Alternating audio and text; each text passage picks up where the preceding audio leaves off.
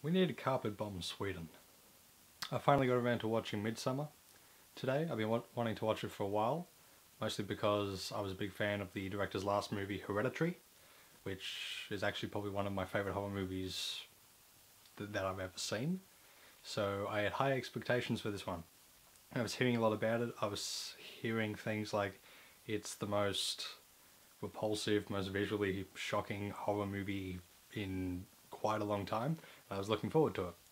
I was going to type up just a little post saying that everybody should watch it, but I thought I'd make a video so you could actually get a bit more sense of how I personally felt about it, because this is not a movie that I could recommend for everybody.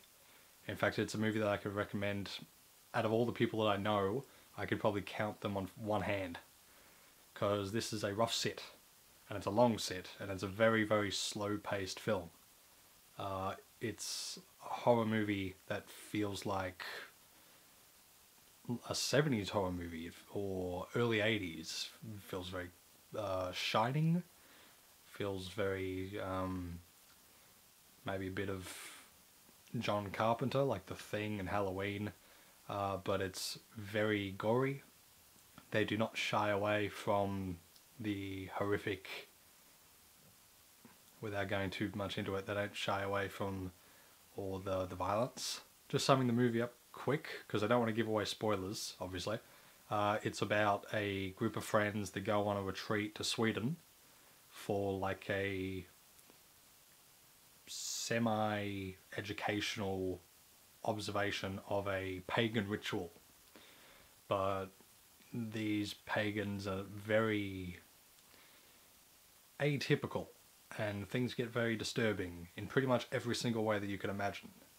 This movie is rated R, and it's rated R for everything. Swearing, violence, sex, drugs, so if that alone makes you want to see it, it delivers. I will say the only two flaws about this movie, and one of them I wouldn't even say is a flaw for everybody, but one, it's incredibly slow paced. I personally love that. I like slow-paced movies, especially horror films, because I think they draw you in more. But a lot of people from horror, when they say they like horror movies, what they like are scary action movies. So if you think horror and you go to something like The Conjuring, no, Midsommar's not for you. So stay clear of it. Apart from that, the only other flaw is it's a story that's been done before. Without getting into spoilers too much, if you know anything about the movie The Wicker Man, you're going to see pretty much everything coming in Midsommar. That being said, it's such a well-made movie, I didn't mind that much. I was just disappointed that the movie wasn't really delivering on things that I hadn't seen before, as opposed to Hereditary, which was absolutely things I had never seen before. And so overall I thought that was the stronger movie. But I can totally see why a lot of people would probably prefer Midsommar.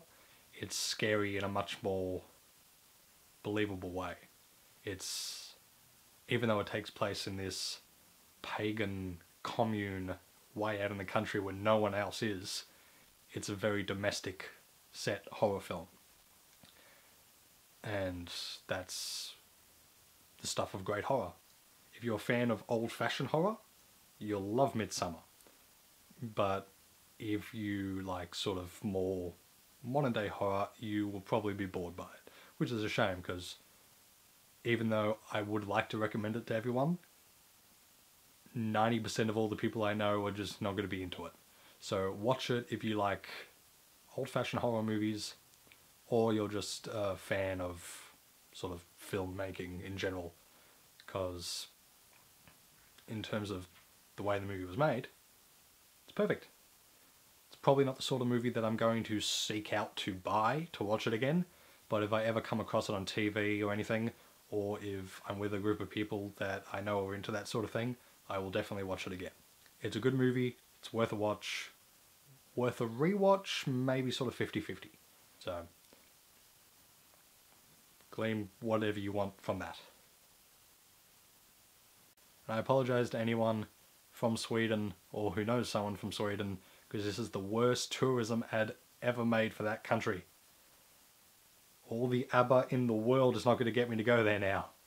Also, do not watch this movie if you plan on eating a pie shortly afterwards.